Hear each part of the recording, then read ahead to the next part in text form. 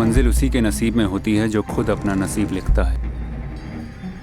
किस्मत उसी की खुलती है जो उसे हासिल करने का जज्बा रखता है।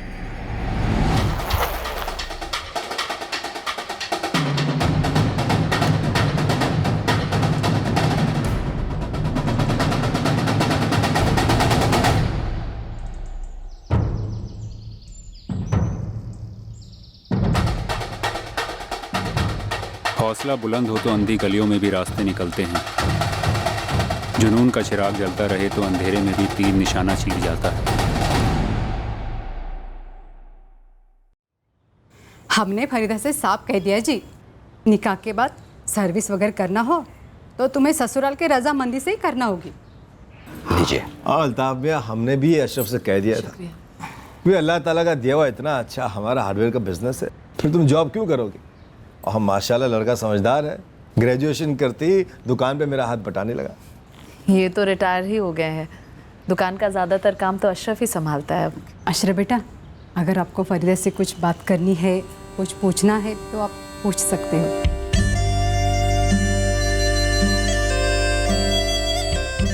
हमें तो आपका अशरफ बहुत ही पसंद। हमें भी फरीदा भाग गई है। अब देखो बच्चे क्या फैसला करते हैं।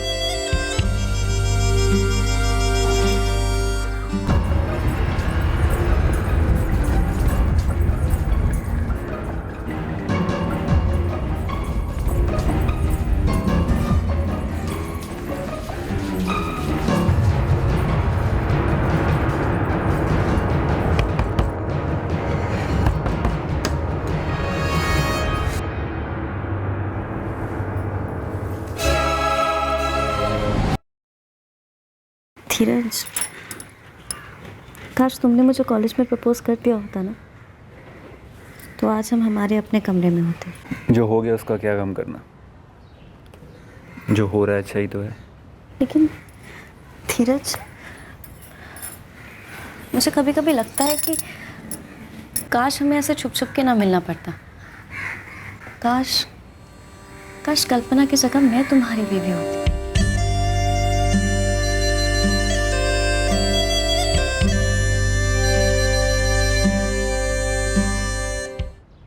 काश को गोली मार यार, मैं तुमसे और सिर्फ तुमसे प्यार करता हूँ, और यही पत्थर पे लिखी हकीकत है नाज़नीन। कल्पना भी हकीकत ही नहीं, वो सिर्फ पत्थर है, मेरे गले से बंधा पत्थर। पर मैं कब तक अम्मी से झूठ बोलते हुए दरगाह जाती रहूं? ये छुप कर दरगाह जाना मेरे गले का पत्थर बन चुका है। पर गले तो सलामत है ना। मैं हिंदू, तू मुसलमान, अगर पता चला तो न जाने कितने गले कटेंगे।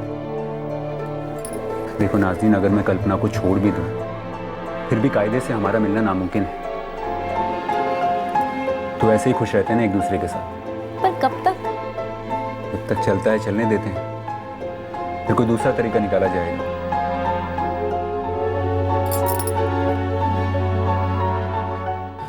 पसंद नहीं आई अम्मी, क्या ये वजह नहीं है? कोई और पसंद है तो बता। कोई और नहीं है अम्मी, बस मुझे फरीदा नहीं जमी, और मुझे मेरी बीवी चुनने का हक है या नहीं? कोई ज़बरदस्ती है क्या कि मुझे उससे शादी करनी होगी?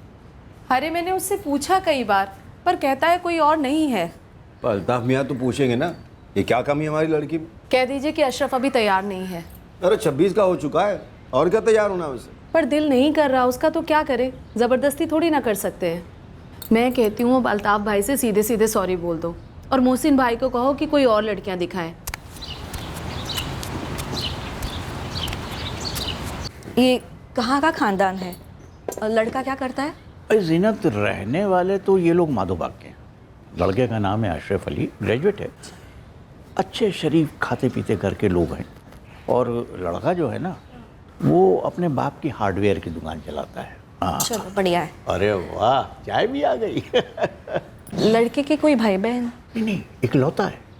और तुम्हारी नाज़नीन के लिए बिल्कुल सही है। तो मैं आज ही नाज़नीन के अब्बू से बात करती हूँ। बेटा, हबीबपुर से एक रिश्ता आया है, आगे कहूँ सुनेगा? क्यों नहीं अब्बू? फरीदा को देखा, मना कर दिया, और बताया भी नहीं कि क्यों पसंद है। अब्बू, कुछ चीज़ें मैं बता नहीं सकता, इसीलिए नहीं बताता। बहरहाल कौन है ये हबीबपुर की लड़की? नाजनीन नाम है, ग्रेजुएट है, 24 साल की। और मोहसिन भाई रिश्ता लाए तो जाहिर है कि खानदान भी अच्छा होगा और लड़की भी अच्छी होगी। जी कह दीजिए, मैं मिलने के लिए तैयार हूँ। नहीं वो बात तो होगी। अच्छा है धीरज, नाज़रीन के लिए कुछ नए कपड़े वपड़े बनवा लो, मैं ज़्यादा वक्त नहीं है। इतवार को वो लोग आ रहे देखने। कौन आ रहे हैं? क्या देखने? लड़के वाले आ रहे हैं माधो बाग से, अशरफ नाम है। अल्लाह का शुक्र है, बस सब सही हो जाए तो इंशाल्लाह इसी साल मेरी नाज़नीन के हाथ पीले हो जाएंगे।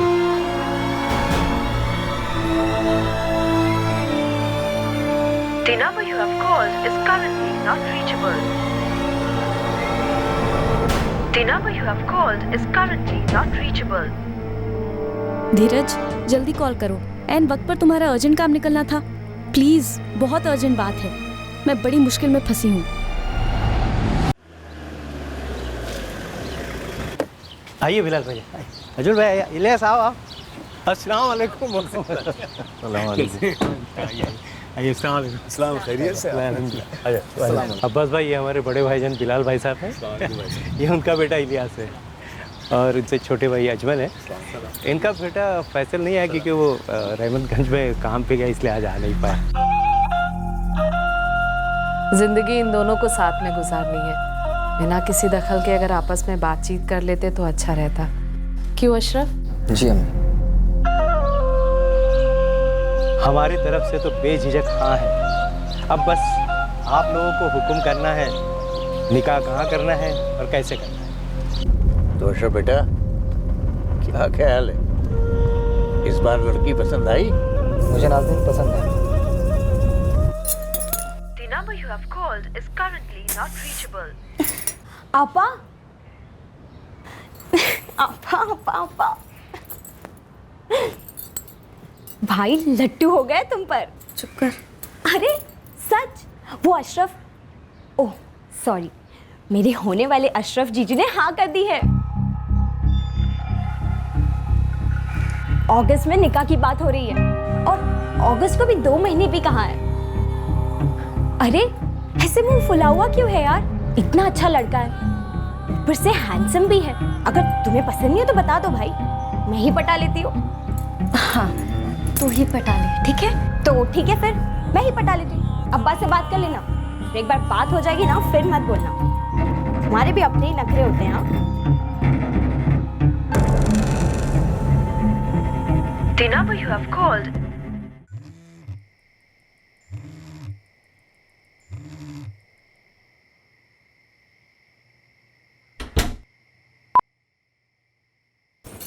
हाइट है धीरज, हाइट है। कितने मैसेजेस, कितने कॉल्स किए, अब जाके तुम्हें टाइम मिला फ़ोन करने का? अरे यहाँ मीरागढ़ की साइट पर हूँ यार, सिग्नल नहीं था, फिर फ़ोन बंद हो गया। होटल में आके फ़ोन चार्जिंग पे लगाया, फिर भूल गया। आप देखता हूँ तो 1000 कॉल, 2000 SMS, बात क्या है? आज सुबह सुबह ताया जी परिवार के साथ घर आ धम के अपने होने वाले दूल्हे को देखने। अरे कोई भी देखने आया यार, बस मना कर दो, कह दो कि पसंद नहीं है, टालती रहो। ऐसे कैसे टाल दूँ? हाँ, सब कुछ हो गया है फिक्स। तुम बस मना कर दो, कह दो कि लड़का अच्छा ही नहीं है। क्या कारण दूँ? हाँ, क्यों नहीं पसंद आया मुझे लड़का? धीरज, तुम्हें जितना आसान लगता है ना, उतना आसान नहीं है। मुझे लगता है कि अब हमारी स्टोरी खत्म हो रही है। क्या बकवास कर रही हो नाज़नीन, ऐसा कुछ नहीं होगा। देखो मैं कल वापस आ रहा हूँ, हम मिलके बात करते हैं। धीरज,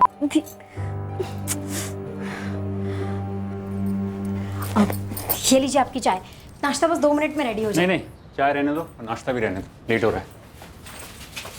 ये क्या है धीरज, आज सुबह तो घर आया है, अब बगैर नाश्ता किए वापस जा रहा है। काम है पापा। 2 मिनट रुकिए ना, मैं नाश्ता पैक करके दे देती हूँ। कैंटीन में खा लूंगा। अरे घर का बना नाश्ता है जी, ले जाइए ना। घर का बना हुआ नाश्ता अच्छा होता है, कहाँ लिखा है? एक बार में समझ में नहीं आता तुम्हें? तुमसे बोला ना कैंटीन में खा लूंगा।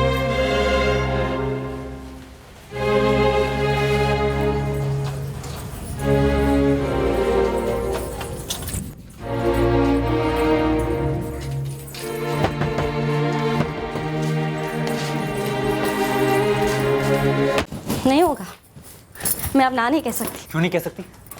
बिल्कुल कह सकती हो। अच्छा, क्या बोलूं उनको? हाँ, कि मैं एक हिंदू शादीशुदा लड़के के प्यार में पागल हो गई हूँ। तो क्या करेगी? उस अशरफ से शादी करेगी? ऑप्शन है, नाज़रीन तू ऐसा कैसे कर सकती है? हम दोनों का क्या होगा? चलो मान लेते हैं कि मैंने अशरफ से शादी के लिए ना कह दी। हाँ, गाली खा ली, ताने सुन ली, फिर क्या? अरे कब तक ना मैं बोलती रहूंगी? देखो धीरज, टाइम आ गया है। हाँ, अभी डिसाइड कर लो, साथ में रहना है तो। हम साथ ही तो है नाज़रीन। कल्पना से ज्यादा समय मैं तुम्हारे साथ बिताता हूँ।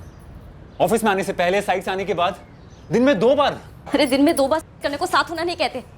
जब 2 लोग साथ होते हैं तो सबको पता होता है, होना भी चाहिए धीरज। प्यार होना चाहिए नाज़रीन, जो हम दोनों के बीच में बहुत है, और ये प्यार तुम किसी और को कैसे दे सकती हो? बस मना कर दो नाज़रीन, बाकी हम बाद में सोच लेंगे। मैं नहीं सोच सकती, जो भी करना है अभी करना है। हम कोई पहले हिंदू मुसलमान थोड़े हैं जो भाग के शादी करेंगे। अरे स्पेशल मैरिज एक्ट के अंदर हम रजिस्टर करवा सकते हैं अपने आप को। तुम मुझे बस इतना बताओ धीरज कि तुम कल्पना को छोड़ने को तैयार हो या नहीं? तुम अभी भी श्योर नहीं हो? हाँ ठीक है, अरे बैठे रहो यहीं पे, मैं कर लेती हूँ अशरफ से शादी। ठीक है, हम भाग जाते हैं दुनिया के ऐसे कोने में जहाँ किसी का बाप हमें न ढूंढ पाए। मुझे नहीं पता कहाँ था, लेकिन हम भागते भागते रास्ता ढूंढ लेंगे। नाज़रीन, अपार या पार?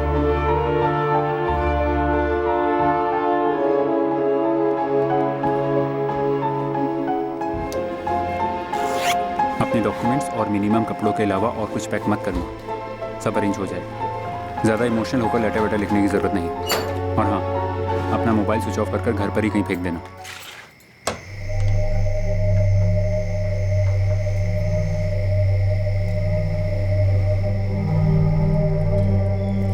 मैं चौराहे पर वेट करूंगा तुम्हारा, फिर हम गांव के बाहर की तरफ जाएंगे, वहां से टैक्सी या बस पकड़ लेंगे।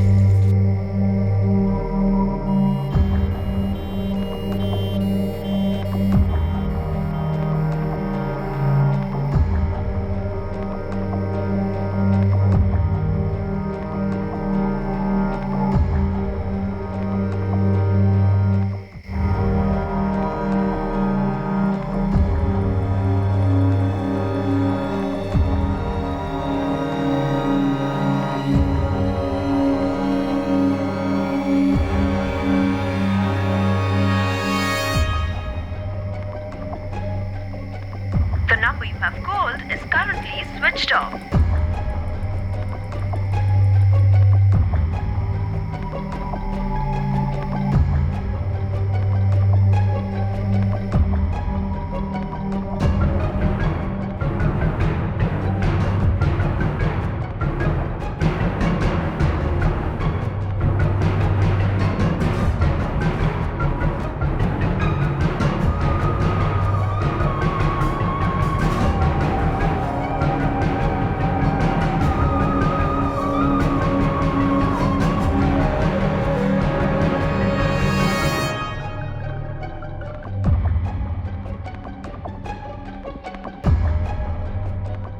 The number you have called is currently switched off. The number you have called is currently switched off. तुम बाकी मटेरियल नोट डाउन करो, मैं 2 मिनट में आया। कहाँ हूँ नाज यार? कल तुम्हारा फ़ोन इतना ट्राई करा, तुम आई भी नहीं। तुम्हारे घर पर भी ताला लगा है। सब गड़बड़ा गया धीरज, अम्मी को दिल का दौरा पड़ गया। नाज़रीन, हाँ वो तो तुम्हारी अम्मी की तबीयत अचानक खराब होगी, हमें सबको निकलना पड़ेगा। मैंने एम्बुलेंस बुलाई है, जल्दी आओ। मैंने तो बैग पैक करके फ़ोन स्विच ऑफ करके टेबल के नीचे फेंक दिया था। मैं उसे वही छोड़कर अब्बू के साथ अम्मी को लेकर हॉस्पिटल आ गई। फिर मैं वहाँ उन सबको उस हालत में कैसे छोड़कर चली आती। बुरा हुआ नाज, लेकिन चलो अब अम्मी तो स्टेबल है। हाँ, अल्लाह की दुआ से। तो अब क्या करें? पता नहीं धीरज, 1-2 दिन रुक जाते हैं, तब तक अम्मी भी हॉस्पिटल से आ जाएगी। हाँ, मैं भी यही कहने वाला था। Dheeraj, I love you. Love you too Naaz, जान से ज़्यादा, सबसे ज़्यादा।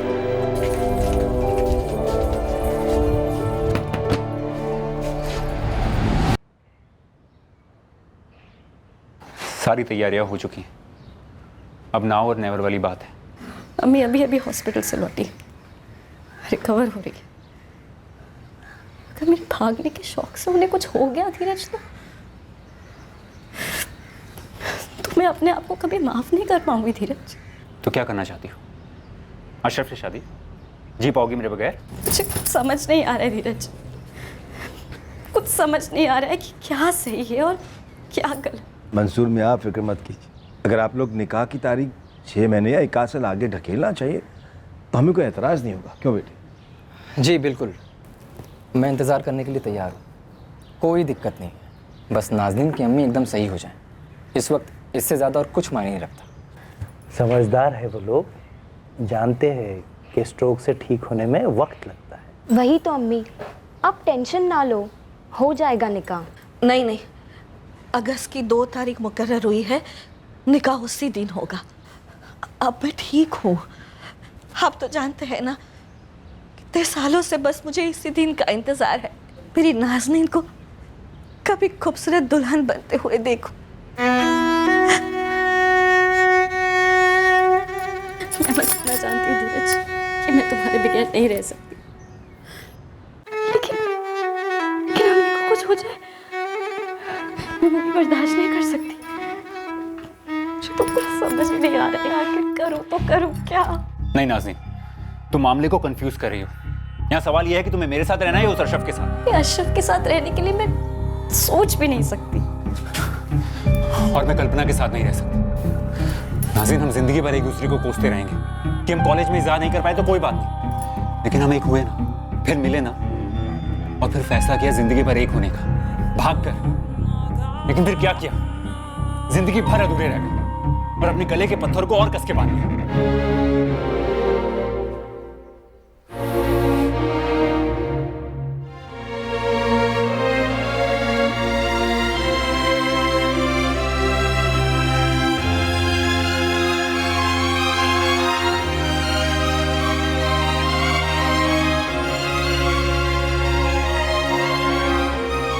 कबूल। कबूल।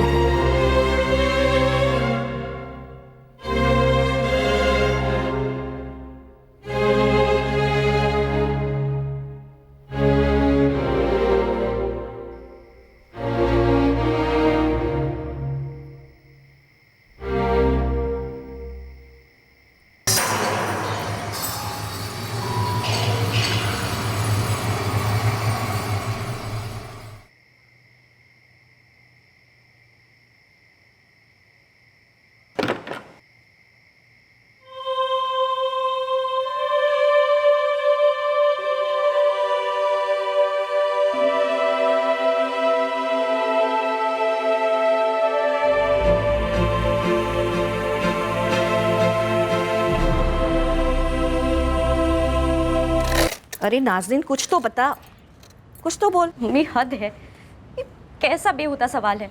अम्मी हूँ मैं तेरी, और ये रिवायत भी है। अरे वलीमा करना है ना मेरी जान तेरा। कर लो ना वलीमा, वैसे भी तो हर चीज मुझसे ही पूछ के हो रही है।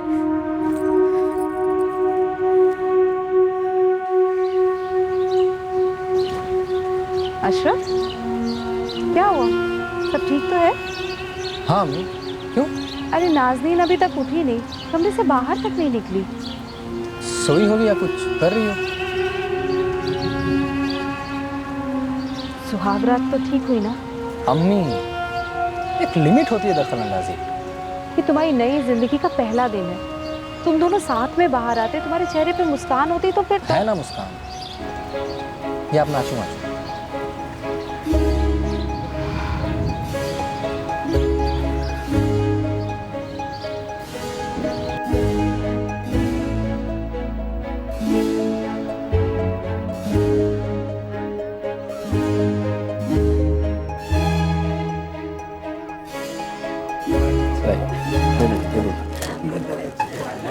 इलियास मियाँ, कैसे हैं आप? बहुत बढ़िया, बहुत बहुत मुबारक हो आपको और मेरी नौटंकी।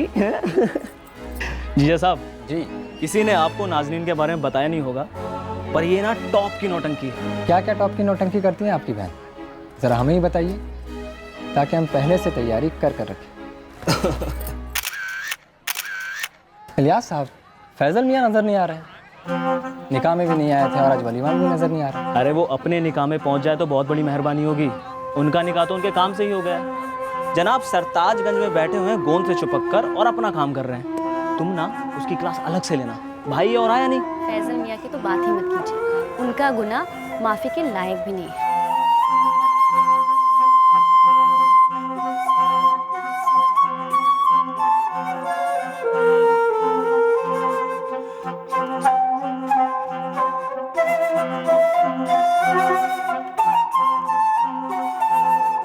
उस ख्याल को, उस एहसास को दूर करना आसान नहीं होता कि अब तुम्हें अपनी सारी ज़िंदगी एक ऐसे इंसान के साथ काटनी होगी, बांटनी होगी, जिसके साथ आप एक दिन, एक पल नहीं गुजारना चाहते।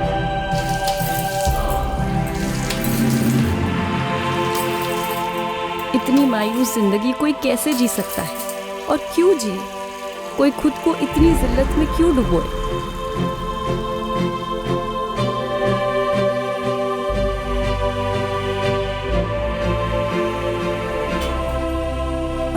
मुझे अम्मी से मिलने जाना है। आज जाना है? नाज़नीन, अभी 2 ही दिन हुए हमारे निकाह के, और अभी तक तो हमने वो अम्मी की तबीयत के लिए मैंने हबीबपुर के दरगाह में मन्नत रखी थी। ओके ओके, कोई नहीं, अब मैं छोड़ दूँगा। कब जाना है? अभी?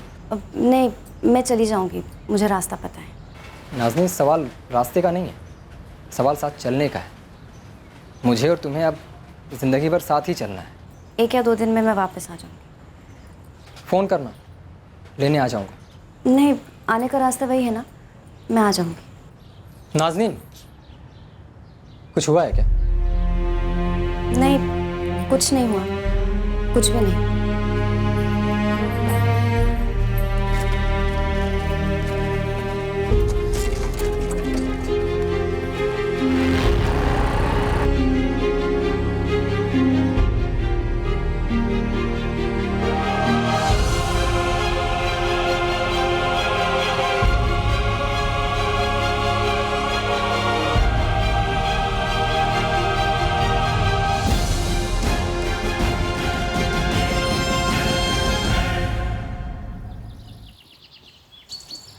धीरज, मेरे आसपास भी आता है ना, मेरे रोंगटे खड़े हो जाते। और ये सोचकर मेरे रोंगटे खड़े हो जाते। धीरज, मुझे तुम्हारी बात मान लेनी चाहिए थी, भाग जाना चाहिए था हमें।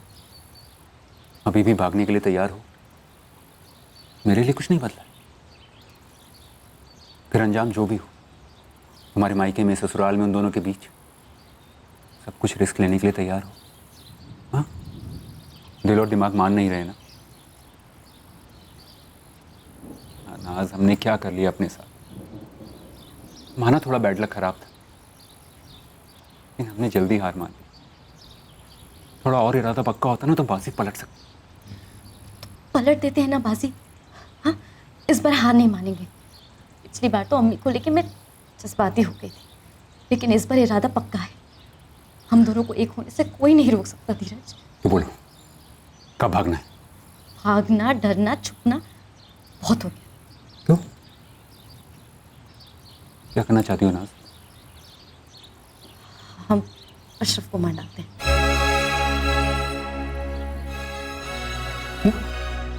हाँ, हटा दो उसे।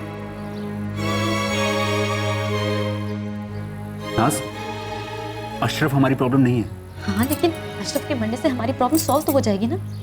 अरे अशरफ की जन्नत पहुंचने से मैं ये शादी के नरक से बच तो पाऊंगी। एक बेवा बनकर, एक बोझ बनकर अपनी अम्मी के घर चली जाऊंगी, और वो बोझ मैं हल्का कर दूंगी, वहां से गायब होकर तुम्हारे साथ भाग कर। धीरज, हम एक साथ हो सकते हैं। धीरज, सोचो धीरज, अशरफ के जीते जी अगर मैं भाग गई तो अम्मी अब्बू की नाक कट जाएगी, तस्नीम का निकाह नहीं हो पाएगा। लेकिन अगर मैं बेवा बन के भागी तो अम्मी अब्बू 1-2 दिन शोक मनाएंगे, लेकिन उनकी इज्जत पर आंच नहीं आएगी। लेकिन नाज, अगर बाई चांस किसी को पता चल गया तो? जो कि मुश्किल नहीं है कि तुम मेरे साथ भागी हो और हम दुनिया के किसी कोने में रह रहे हैं, तो अशरफ का मर्डर तुम तक ट्रेस हो, हम तक ट्रेस होगा। धीरज, तुम कहते थे ना जो होगा देखा जाएगा। अरे अब मैं कहती हूँ कि जो होगा देखा जाएगा। मुझे तो बस इतना ही पता चलता है कि अशरफ की मौत से हम दोनों फिर से जिंदगी जी सकते हैं। डिसाइड कर लो, अगर हमको एक साथ होना है तो हमको ये सब करना पड़ेगा।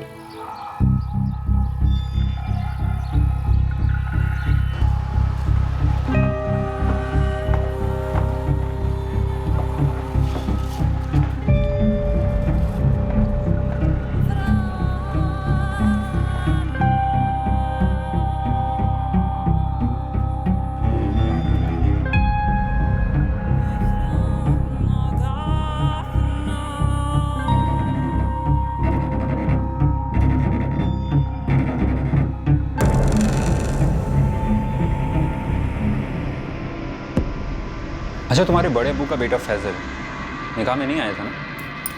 नहीं, वलीमा पे भी नहीं आया। और अशरफ ने आज तक फैजल को नहीं देखा, राइट? नहीं। ठीक, तुम घर जाओ अशरफ के पास। ये तुम्हारा प्लान है कि मैं घर जाऊं अशरफ के पास? नहीं, प्लान की शुरुआत है। बहुत बुरी शुरुआत है। मैं अशरफ के साथ एक दिन तो क्या, एक सेकंड भी नहीं रह सकती। अगर मुझे छुए का वियोग है ना तो मैं चिल्ला विला दूंगी, और छुए का तो बिल्कुल ना, ये हक बनता है उसका, बीवी हूं मैं उसकी। अरे तुम मत दो उसे उसका हक, बहाने बनाती रहो जैसे अभी तक बना रही हो। बहुत आसान है ना। देखो, अशरफ तुम्हें लेकर ऑलरेडी टेंशन में है, तुम मना करोगी तो उसकी टेंशन बढ़ेगी, जो हमारे लिए फायदेमंद है, और फिर फैजल की एंट्री उसकी टेंशन और बढ़ाएगी। अरे अभी तो मैंने तुम्हें भूला कि फैजल अशरफ को जानता भी नहीं है। वही तो प्लान है।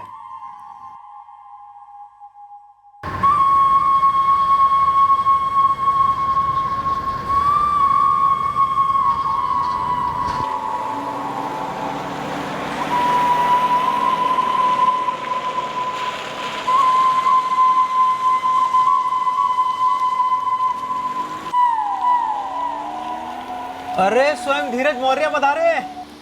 आज सूरज कहाँ से निकला है बे? आजा। कैसा है तू? अरे छोड़, मैं कैसा हूँ, बैठ। ये बता, तू सरताजगंज आते रहता है काम के सिलसिले में और पूरे 6 महीने बाद अपना थोपड़ा दिखा रहा है। यार तू इतनी गिल्ट ट्रिप देता है, सोचा इस बार मिल लेता हूँ। चल ठीक है, ये बता, 1-2 दिन रुकेगा या पलक झपकते गायब? नहीं, कल सुबह तक हूँ।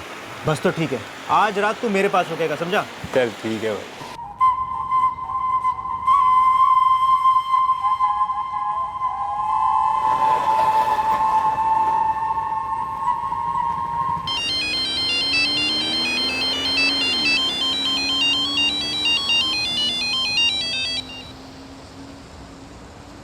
हेलो, अस्सलाम वालेकुम जिया जी।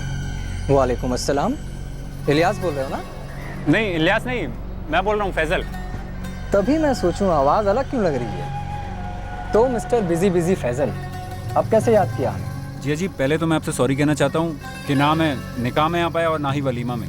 अरे भाई, हम तो माफ़ कर देंगे, समझते हैं काम वाम का प्रेशर है, लेकिन नाज़नीन तो तुम्हें गोली ही मारने वाली है। इसीलिए तो जिया जी आपको फ़ोन किया है। कितने फ़ोन किए, उठाती नहीं, तो सोचा आपको फ़ोन करके सारा गुस्सा ठंडा कर देता हूँ। अरे क्यों नहीं करेगी बात, मैं करवाता हूँ ना। 1 मिनट, फैसल है, मैंने खाने पर बुलाया। हेलो फैजल? कौन फैजल? हम किसी फैजल को नहीं जानते। याद दिलाना है तो कोई अच्छा सा तोहफा ले आओ, तब शायद याद आ जाए। सही जा रही हो। बेवकूफ़ बकरा खुद कातिल को दावत पर बुला रहा है, बुरी तरह कटने वाला है। ठीक है, इस बार मैं आपको माफ़ कर रही हूँ, वो भी सिर्फ इसलिए क्योंकि मेरे शौहर ने कहा है, वरना मैं तुम जैसे सैंपल्स को माफ़ नहीं करती। अच्छा सुनो, मैं तुम्हारे फेवरेट पसंदे बनाने वाली हूँ। हाँ, और इस बार अगर टांग दी ना तो फुल लाइफ टाइम की कट्टी।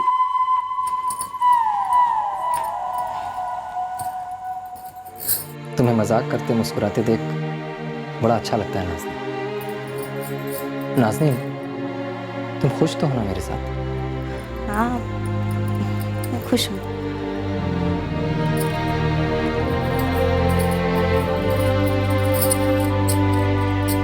नाज़नीन, मुझे वो अम्मी को रसोई में मदद करनी है, मैं जाती हूँ। हाँ?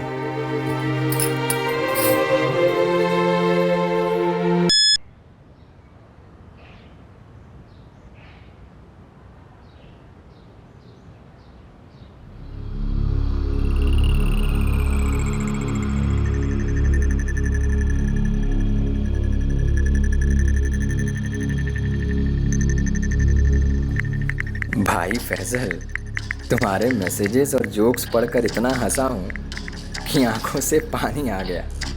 कल खाने पर खूब मज़े करेंगे, आना ज़रूर, वरना नाज़नीन तुम्हारे पसंदे बनाएगी।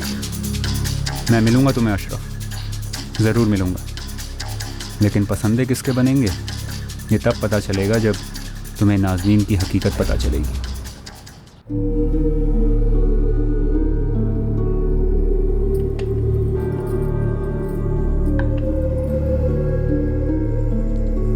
नाज़नीन, फैसल का कोई और नंबर है क्या तुम्हारे पास?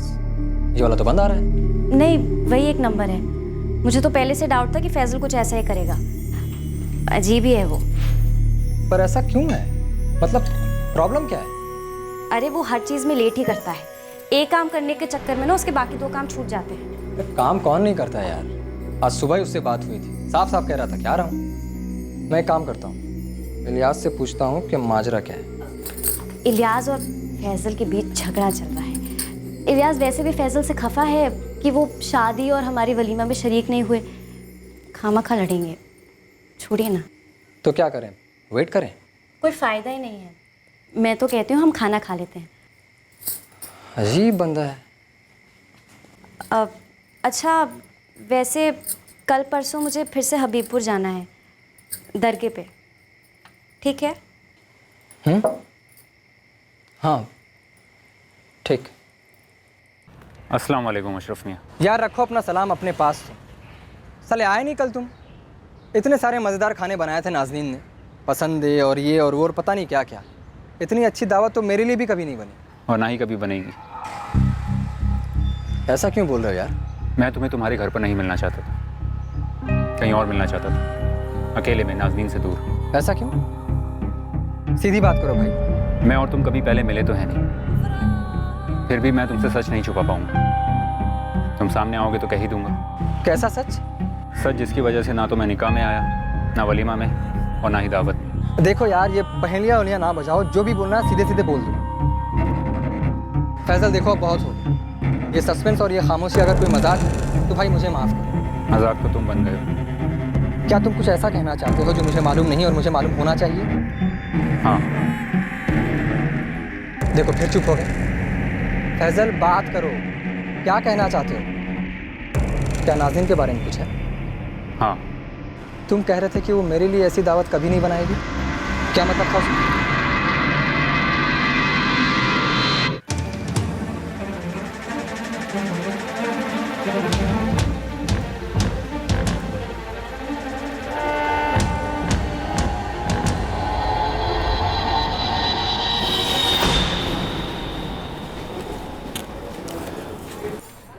नाज़नीन आज भी अपनी अम्मी के यहाँ गई हुई है। हाँ। देखो फैजल, अब प्लीज़ सीधे मुद्दे पर आ जाओ। मुद्दा यही है अशरफ कि नाज़नीन अपनी अम्मी के यहाँ नहीं है। तो फिर कहाँ है? दरगाह पर मन्नत की बात की होगी उसने। हाँ। वो इस वक्त दरगाह पर भी नहीं है। वो झूठ बोल रही है मुझसे।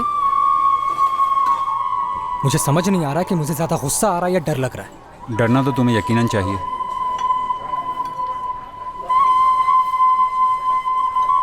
नाज़नीन तुम्हारा मर्डर प्लान कर रही है। ये क्या बकवास कर रहे हो यार?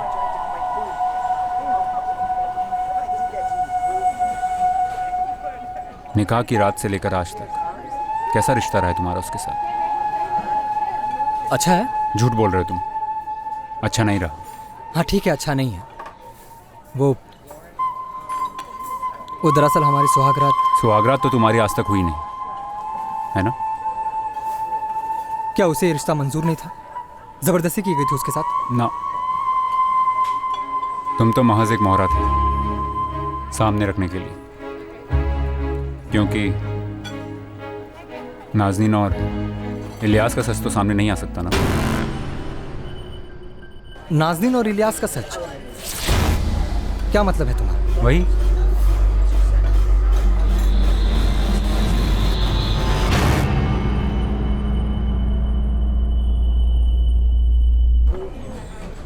मुझसे उनका नाटक देखा नहीं जाता, इसीलिए ना मैं निकाह में आया और ना वलीमा में।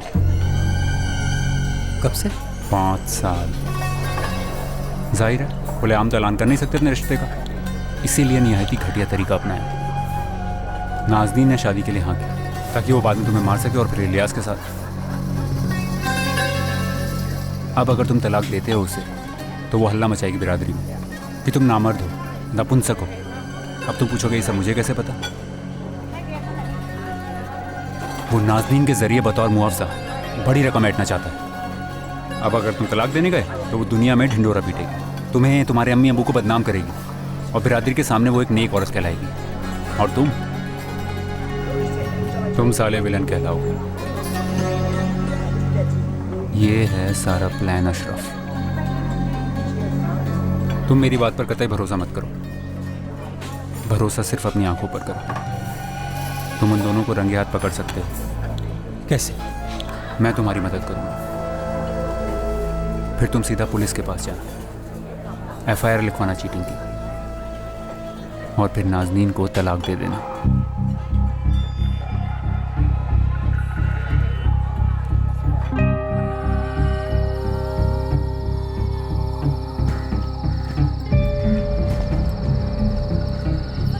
अशरफ, वहाँ क्यों खड़ा है चुपचाप? क्या हुआ? अशरफ,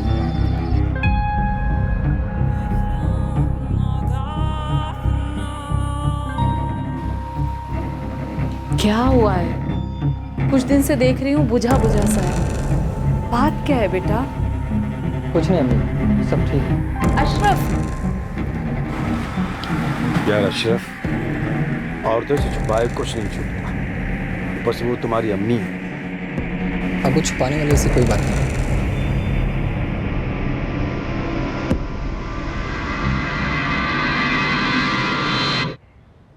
अशरफ, इस बार 4 दिन रुकूंगी, ठीक है? तुम मम्मी के घर ही रुकोगी ना 4 दिन? हाँ, अम्मी के घर ही जाती हूँ ना।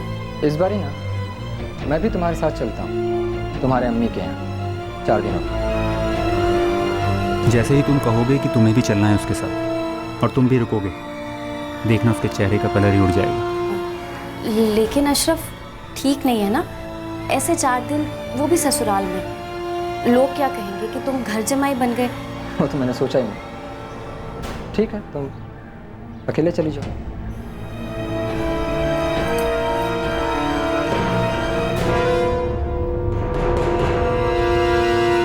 इससे अच्छा मौका नहीं मिलेगा। इलियास ने भी आज छुट्टी ले रखी है। मैं तुम्हें 4 बजे मिलूंगा। और हाँ अशरफ, बाइक मत लेके आना, मैं तुम्हें पिक करूंगा हाईवे के सामने से। आज मैं नाज़नीन से साफ साफ बात करूंगा, वो मुझे और बेवकूफ़ नहीं बना सकती। मैं अब मोहरा नहीं बनूंगा।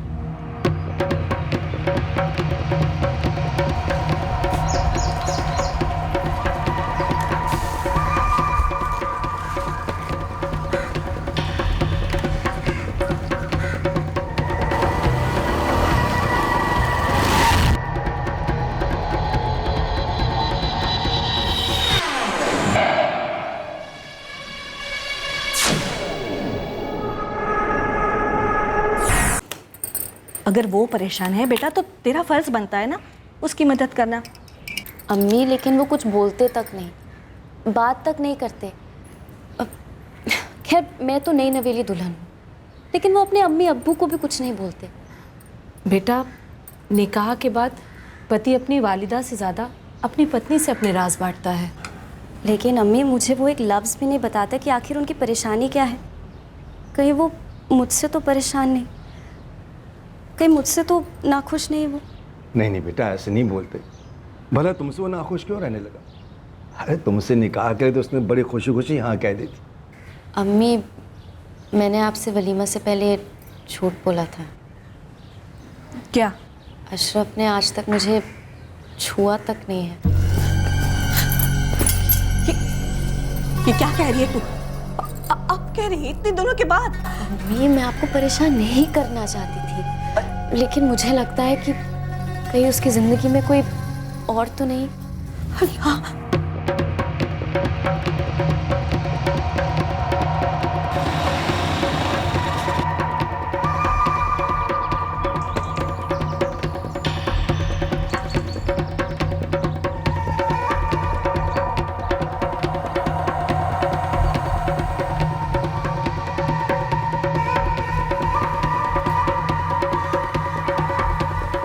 वो दोनों अंदर होंगे। तुम आगे चलो, मैं पीछे पीछे आता हूँ। मैं नहीं चाहता उन दोनों को पता चले कि मैं तुम्हें यहाँ लेके आया हूँ।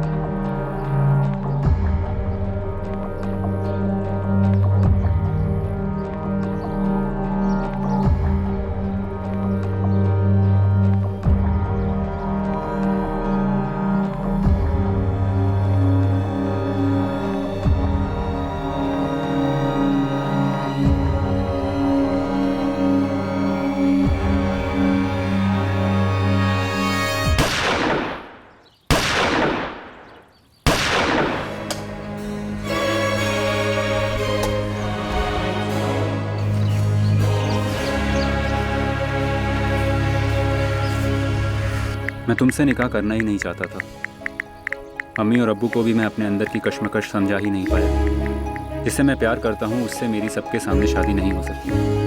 लेकिन अब अंजलि पेट से है और मैं उसे इस हालत में अकेला नहीं छोड़ सकता। और मैं नहीं चाहता मेरा बच्चा नाजायज़ कहलाए। इसलिए मैं अंजलि के साथ नई ज़िंदगी शुरू कर रहा हूँ। मैं तुम्हें इस शादी से आज़ाद कर रहा हूँ। तुम्हें एक से एक हमसफ़र मिल सकते हैं, पर अंजलि के पास मेरे अलावा कोई नहीं। हो सके तो मुझे माफ़ कर देना।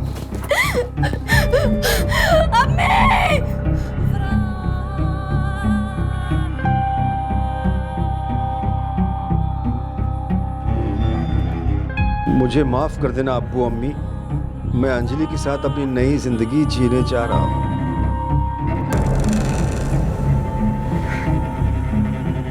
क्या हुआ? आप एक हिंदू लड़की से मेरी शादी को कभी राजी नहीं होते और मैं आपके सामने सच बोल नहीं पाया।